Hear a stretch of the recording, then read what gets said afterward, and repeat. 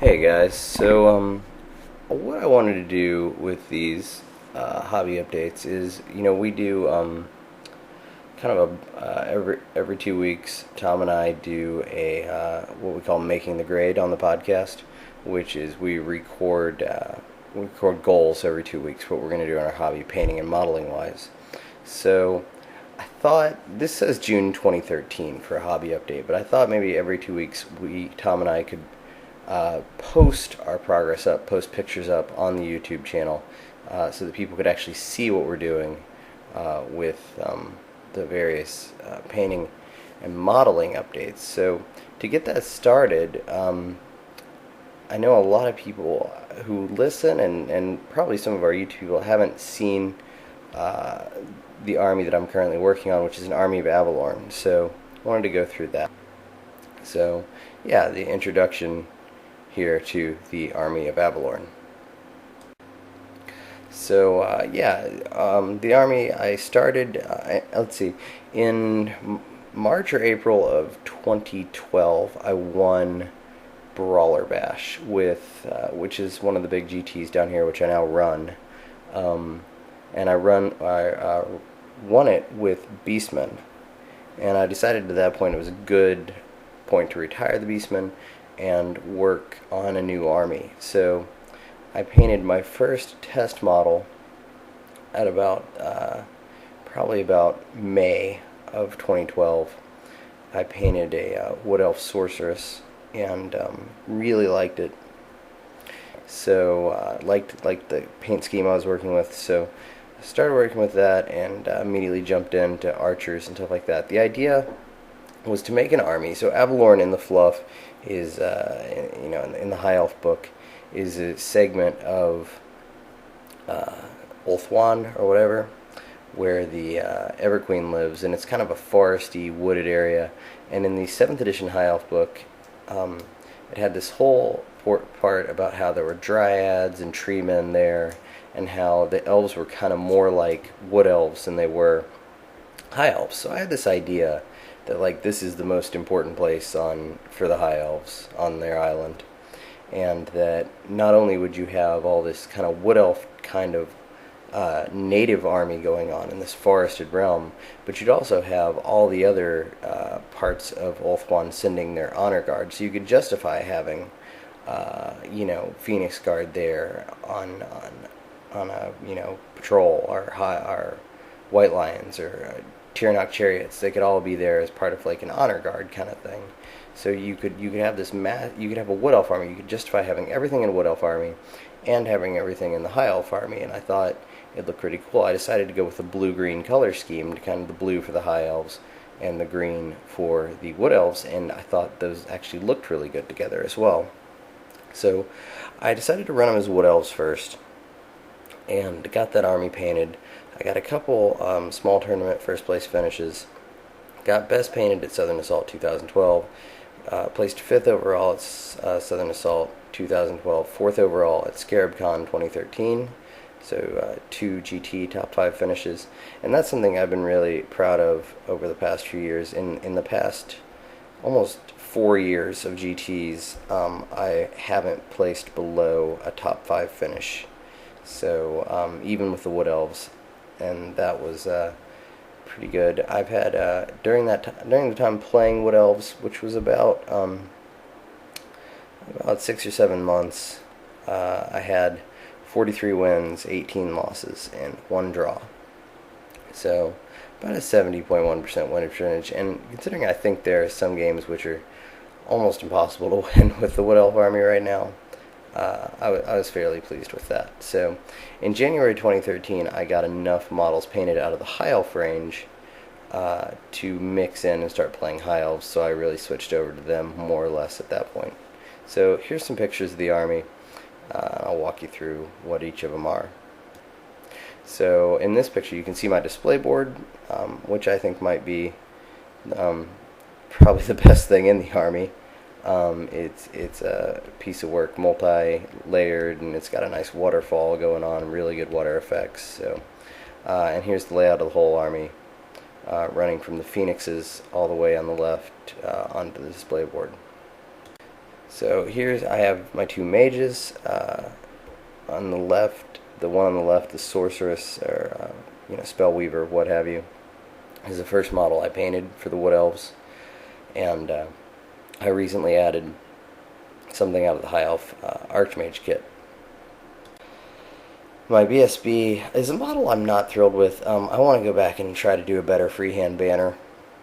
I also don't like the shape of the BSB, this BSB's banner. So it's actually a pretty well painted model. I particularly like the face on this one, but I really want to do a larger draping banner. And if you look in the new High Elf book, in the Avelorn painting section, there's a great banner with a bleeding heart over some thorns that I really, really would like to do. So we'll see if I can get to that in the next month or so.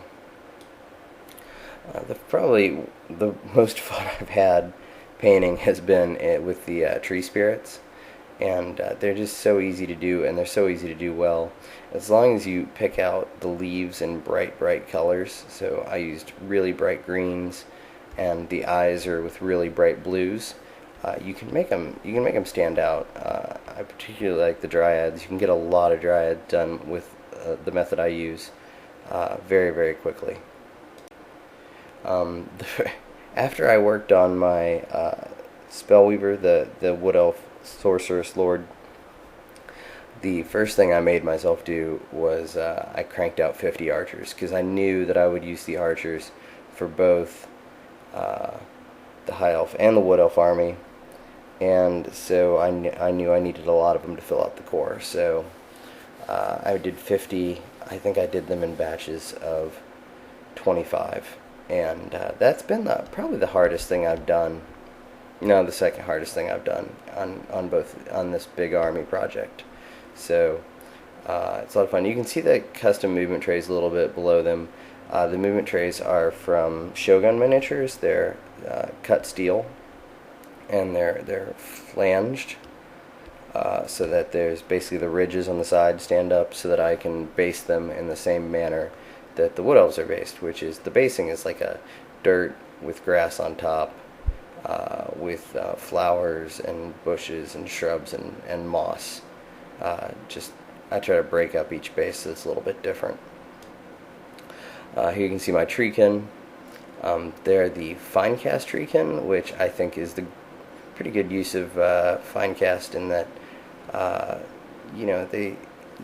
I was able to really modify each of these. Each of these is, I hesitate to use the word converted, but I cut up the arms and legs into different variations and put them in different spots so that each one could be a different model. I don't dislike these as much as most people do.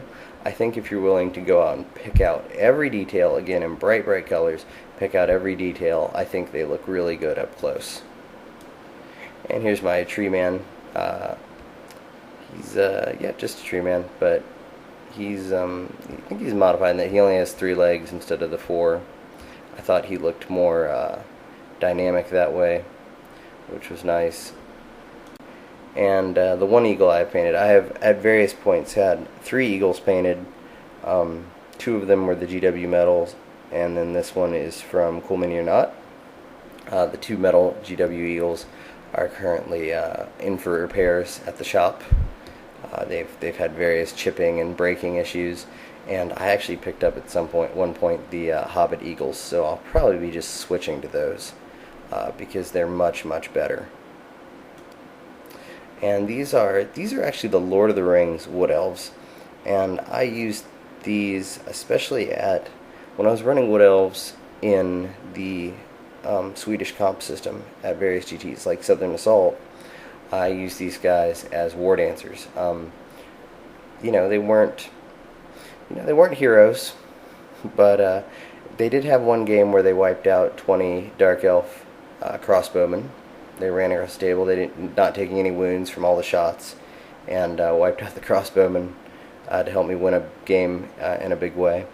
And for the most part, they were good at keeping their points because they're so very expensive. So they do come out from time to time. And even though the Lord of the Rings range is smaller, these guys are all on tree stumps. on their bases to kind of give them the height, so that you don't really notice unless you're specifically looking for the fact that they're smaller. I have 30 painted Swordmasters. I did these all in one batch, and I actually really enjoyed them. They are all from the Island of Blood set, and I can add 20 more from the Island of Blood set if ever the fancy strikes me. I tried to do each banner in a different pattern so they'd be a little different. I did not cut off and modify the banners because I actually really like the Swordmaster banner for whatever reason. So anyway, these guys, I wish that Swordmasters were a little bit better in the current game, as I think they're okay but in small groups, but I really like these models. I'd like to run them all together, but I don't think they're quite as feasible anymore. But I think I'll try it out at some point. This is 30 white lions. This is probably the most unpleasant thing I've done in this army, is assembling these guys, and maybe even painting these guys. With assembly, if you haven't worked on white lions before, the arms on the axe, the hand holding the axe, basically the bottom hand, the fingers are on the axe, and the hand itself is a separate piece. So it's a misery to put it together and have it fit exactly right on the shoulders and on the hand, and so it's a lot of fun. You'll also notice that there are a few missing out of the 30, and that is because a lot of the axes have a weird flaw in them where they're hollow at one point in the middle and they break very easily. So these guys are almost constantly in for repairs, as their axes need regluing from time to time. Even though they're plastic, they break like metal, it seems like. So oh well. But they came out really well, so I can't complain too much. And they're still really good in game. They were great in the old book, and they're still pretty great now. These are one of my recent additions. Is 10 Sisters of Avelorn. I've had on and off luck with them. I do really like using them because of the paint job that they have, and they've either done very little in games or are done great things, but nothing in the middle. I stuck with the green cloaks here because I really think they're kind of an iconic Avelorn, almost wood elfy kind of looking unit, and just went with blue accents here. On the opposite side, you have my Phoenix Guard, which I kept a blue kind of main theme on, and just added like little green accents to the clothes on the inside that they were using. Got one Sky Cutter done. It's tricky to paint. It generally has to be painted in several pieces. Well, I don't know, it's a pain, but people seem to really like it. I've gotten a lot of compliments on it, so that's nice. And I don't know, I really like the concept of these things. I'm not sure that long term they'll stay in my army, although they do allow me to put a lot of bolt throwers on the table, which is nice. And I have two Phoenixes right now. One is, the fire, and one's the frost. The frost is definitely the way to go. If you look at my battle reports, I've run the Fire Phoenix once, and he got storm bannered for the entire game and waddled around doing nothing.